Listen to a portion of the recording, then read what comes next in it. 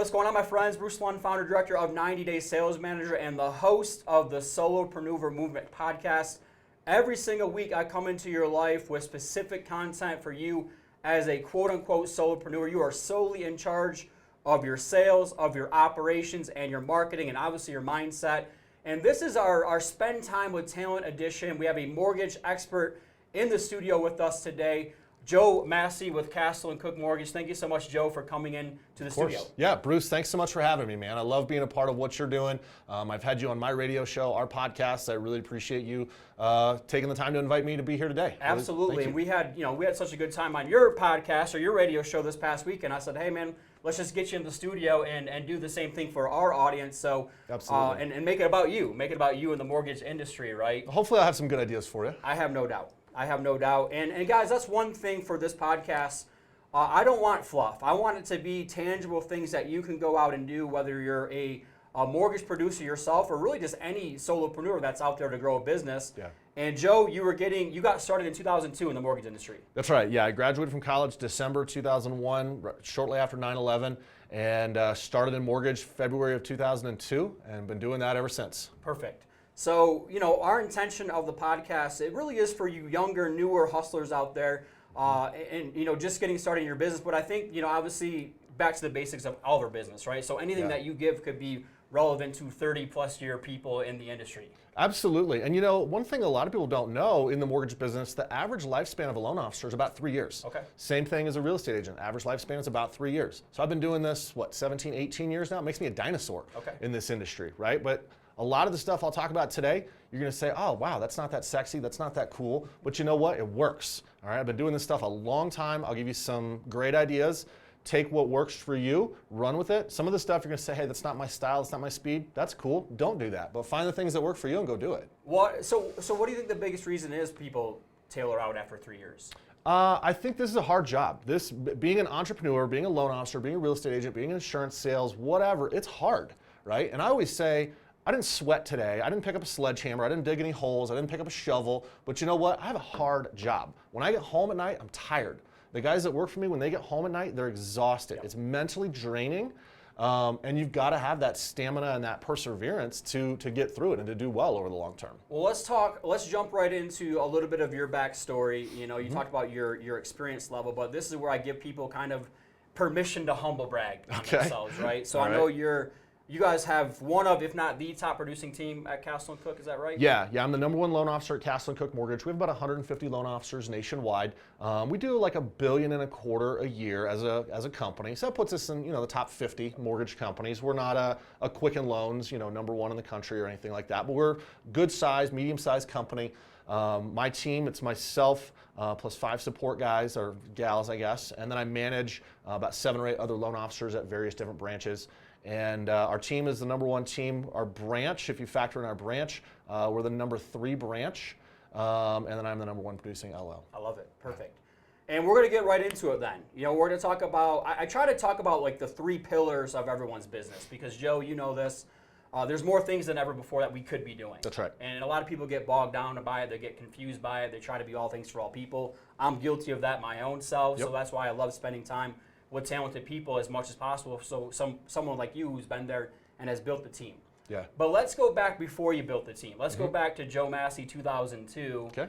And give some tangible things. Did you have a great mentor in your life? Did you have great coaches? Like stuff like that. I did. Yeah. Not to go too far back in the weeds, but I had great football coaches, great wrestling coaches, great dad, great mentors throughout my life. And then some of my first business mentors were when I worked for a company called Ace Mortgage Funding. Worked for a gentleman named Dave Ricketts. He's still in the mortgage business. Great mentor, taught me a ton. Brandon Richards taught me a ton. Some of the guys that I worked with that were my peers, Jody Ulrich, Russell Elam, guys that were in offices right next door to me and 2 doors down. Learned a ton from guys that were going through the same thing I was going through, the same struggles, the same challenges, the same excitement. We learned a lot from each other and we're still really close. Perfect.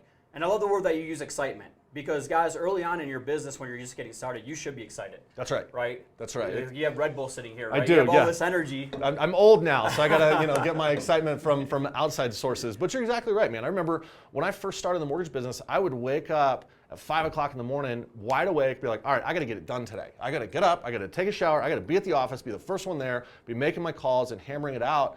And that probably went on for 3 years before I started to hit sort of a drain and got tired, and because I was so excited right out of the gate. And sometimes now, I've been doing it a long time, you'll lose a little bit of that excitement. So that's probably a tip I would give to newer folks out there, is figure out what excites you about the business and grab onto it and do it every day. Is it helping people? Is it making a paycheck? Is it earning more referral partners? Whatever it is, get excited about it, be excited, and stay excited about it. Perfect.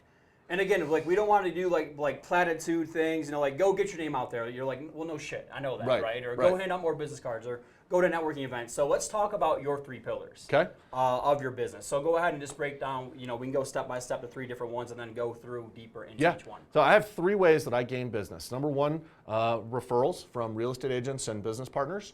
Number 2 is past client database. And number 3, I teach continuing education classes, which are open to real estate agents, mortgage lenders, clients, anybody that wants to come and learn. And that's it. I don't do Facebook advertising. I don't buy leads. I don't go out and give my business card to every single person I meet on the street. I try and find, these are my lanes that I'm really good at. We're going to get in that lane and we're going to drive 100 miles an hour. Cool, perfect. So first pillar then, referral partners, right? Whether it's real estate agents or, like you said, it could be other connectors. It could be other business-to-business strategic partners and things like that, right? Yep, absolutely. Obviously, in the mortgage industry, a lot of people focus so much on the real estate agent. So early on, let's talk about how do you get in front of somebody early on that is a top producer, or and just give some tangible things for that part. Sure. I think to take one step back, before you want to get in front of somebody, you got to be really good at what you're doing. Right? You need to read the guidelines. You need to read your MRI book from cover to cover. You need to read the Fannie Mae guidelines, the underwriting guidelines, the FHA, Freddie Mac. Study and become a student of the business. Then when I go and I meet with a top producer, they're going to feel me out. They want to know if I know what I'm doing. They're going to ask me a really detailed question, and guess what? They already know the answer. They want to see if I know the answer or not, right? So that's number 1 thing, is do your homework, right? Do your homework. Make sure you're really, really good at your job. New mortgage loan officers, I would focus on doing some refinances first, right? Do 15, 20, 30, 40 refinances. Get really good at those before you really start pushing yourself into the real estate agent game, because it can take a long time to build up that credibility as a good loan officer with a real estate agent, but you can lose that credibility overnight. That's good. Right? So make sure you're a student of the business, a student of, and really study and perfect your craft before you're going out and trying to present to a top producer or even a medium level producer. I love that you said that, because if you guys have ever heard me speak, I say this a lot. Having something to say is just as important as having somebody to say it to. That's right. Right? So in any business, where do we all want to start out? We want to start out with lead generation, which is important. It is. But we got to have something to say. Right. Right? We can get in front of the best people in the world, but if we're bozos and we can't articulate our message or our value, or, like you're saying, being an industry expert, then it's going to be incredibly hard to build a sustainable business model that way. Yep. And on that, when you're new, make sure you have a mentor. If you work at a company and they're like, hey, here's your phone, here's the phone book, good luck, might not be the right place. You need to have a mentor, because when I go out and I talk to, if I'm new, and I'm going to go out and I'm going to talk to Bruce, the real estate agent, I'm going to say, hey, Bruce, you know what? I'm brand new. Because I'm brand new, that means you're going to get a ton of attention. I'm going to be here. I'm going to help you with anything you need. Well, your first question is, well, Joe, do you know how to do loans? No, I don't know how to do loans, but I'm going to give you all the attention in the world. But what if I've got a great mentor and I could say, you know what, Bruce?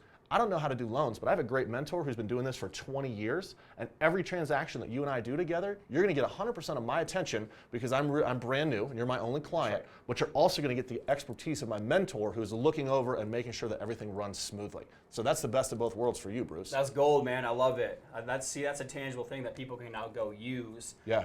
Because again, when you're younger, newer, you're actually competing with guys like these, right? Right? I'm your competition. With guys who've been doing it for 20 years, and so you can turn any negative into a positive, and vice versa. That's right. So early on, you should be selling the fact that you're getting direct access to me. That's right. And I'm going to be there every step of the way. Yeah, that's something that my new guys say. They're like, Joe, I don't know as much as you. I'm like, I understand that, but here's the important point. They can get you on the phone instantly, right? If they call me, I might be doing a podcast. I might be meeting with another client. I might be doing whatever. They're going to speak to my assistant. Okay, that's great. She's fantastic, but you don't necessarily get direct access to me. That's your value proposition when you're brand new. Hey, you have direct access. You call, I'm going to answer the phone. Now, somebody is going to answer the phone at my office, right? So you're going to have direct access to somebody, but it might not be me. So if you're new, that's your value proposition. Getting on the right team early on is vital. It really is. Right, and we see this in pro football.